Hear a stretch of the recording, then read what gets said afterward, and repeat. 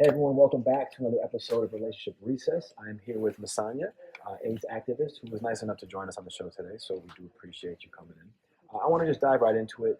Tell us a little bit about what you do as an AIDS activist and just a little bit about your day-to-day. All right. Well, first, I am a mother of two. I have a 14-year-old son and a 7-year-old daughter. And second, I empower people to live their lives in a healthy way with HIV/AIDS or without HIV to prevent it. Okay, Yeah. cool. And then I guess just one of the main questions is what's the difference or the biggest difference between AIDS and HIV?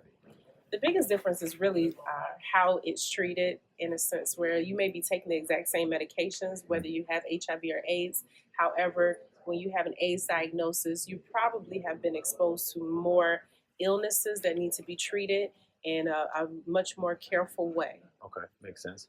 And then as far as relationships go, you saw here one of the litigants was dealing with, being HIV positive, and she had to go through a lot. I mean, depression was big. She hid inside for years. Is that something that you see often?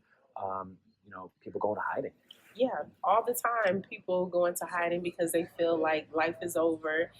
There's not much more to live for. And a lot of times they're disappointed in themselves for the choices that they have made or the people that they have chosen to have in their lives to have that much power or control over their own personal life and their own health as well. Right. So what's your advice to someone who's dealing with depression or just can't really get a grip on their day to day? They lost hope. It's really difficult. However, I would like to say that it's good to reach out.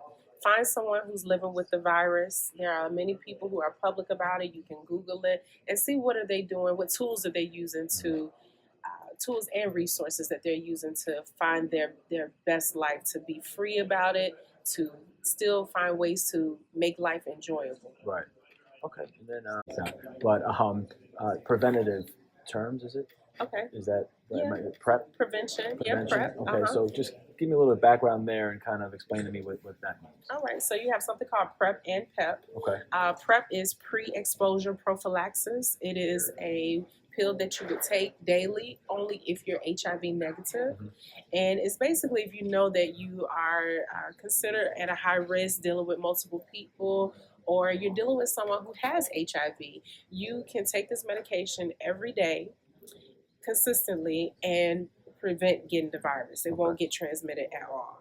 And that's if you're in a relationship with. If you're in a someone relationship, HIV or even positive? if you're not in a relationship with someone, if you just see it as a tool, it's kind of like birth control. Right, you see right. it as a tool for prevention. Right. That you don't want to contract HIV, and you may be a part of what you would consider a high risk population, or in a high risk relationship where you might be having someone that's dealing with other people more often than you prefer them to break up with them, but you Right. still want to find a way to protect yourself. Yeah. So you can use PrEP by doing that. So that's something that you highly recommend. I would say to each his own. Yeah. I think that if you are someone who may be in a relationship where someone isn't taking their medications regularly, dealing with an HIV or AIDS diagnosis, that PrEP might be something that you would want to consider, even if you're male or female. Okay. If you want to get pregnant and you want to have a baby, or if you would like to get someone pregnant and have a baby, but you're HIV negative and really love and want to deal with this person and start a family or continue a family, PrEP is definitely an option.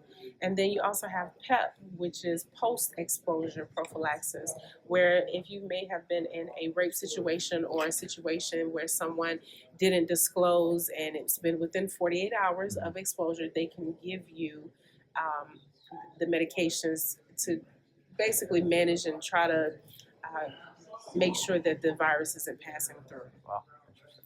Okay, awesome. And then, where can someone find you if they're looking to learn more about this topic, or like you said earlier to me, just someone who wants to live their best life? Yeah, definitely. So you can reach me or find me by my website, which is MasoniaTraylor.com, or you can just Google Black women and HIV.